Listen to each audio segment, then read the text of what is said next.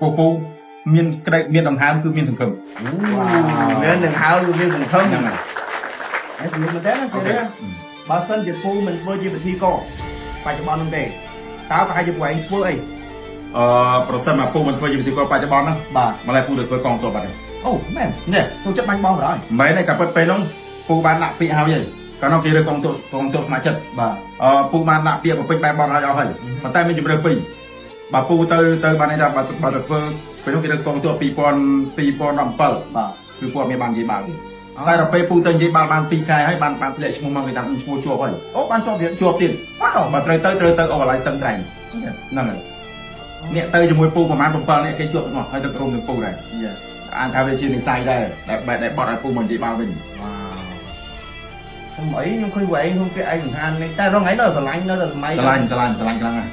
ឆ្លាញ់ខ្លាំងឆ្លាញ់យូរទៀតឆ្លាញ់កងទ័ពមិនខ្លាំងចុះឥឡូវបើសិនជាពូត្រឡប់ពេលវេលាទៅ10ឆ្នាំឬក៏20ឆ្នាំមុនហ្នឹងហើយតើពាក្យពេចន៍អីដែលពូនិយាយទៅកាន់ខ្លួនឯងពូចង់ប្រាប់ខ្លួនឯងថាអានេះពូនិយាយប្រាប់ខ្លួនឯងហ្មងបាទពូអាចថាអ្នកដតីរាប់លានអ្នកមិនអាចធ្វើបានទេតែពូមានក្តីមានដង្ហើមគឺមានសង្ឃឹមមានដង្ហើមគឺមានសង្ឃឹមហ្នឹងហើយថ្លៃខ្លាំងពូធ្វើបាត់តែចិត្តហ្នឹងចេះគ្រូសាស្ត្រសោះអត់មានហ្វុកមានតម្រាញទៅត្រូវមានម៉ាយហើយបងប្អូនគាត់មានចំណេះដឹងទៀតអញ្ចឹងពូវាមិនអាចទៅបានទេតែមិនអាចទៅរៀនឲ្យចេះដឹងឲ្យជ្រៅជ្រះបានទេយើងវាអត់មានពលឹកអត់មានផ្លូវសោះហ្មងប៉ុន្តែពូប្រាប់ខ្លួនឯងថាបំណាច់តែនឹងកើតមកហើយរស់នៅហើយគឺធ្វើគ្រប់យ៉ាងឲ្យដល់ដំណាក់កាលចុងក្រោយតែពូធ្វើវាបានមិនសងពលរងហ្នឹងទៅទីមែនអានេះរឿងពិតពូចាំមែនសងទៅបែបកំ pl ែងតែពេលមកនិយាយដល់ពូនេះចឹងពូអ្វីដែលពូមានថ្ងៃនេះគឺសមត្ថភាពពូសុទ្ធសាធហ្មងអត់មានអ្នកជួយជ្រងជ្រែងអត់មានអ្នកតម្រង់ផ្លូវគឺបានន័យថាកើតឡើងដោយការខិតខំប្រឹងប្រែងកើតឡើងដោយពូក្បាលដែលពូមានតែពូប្រឹងប្រែងតម្រូវបានមានដល់ថ្ងៃនេះអញ្ចឹងបើអ្នកដែលគាត់មើលវីដេអូហ្នឹងហើយគាត់គិតថាខ្លួនឯងគ្មានខ្សែគ្មានខំមានអីហ្នឹងខ្ញុំគិតអញ្ចឹងខ្លាំងលើខ្លួនឯង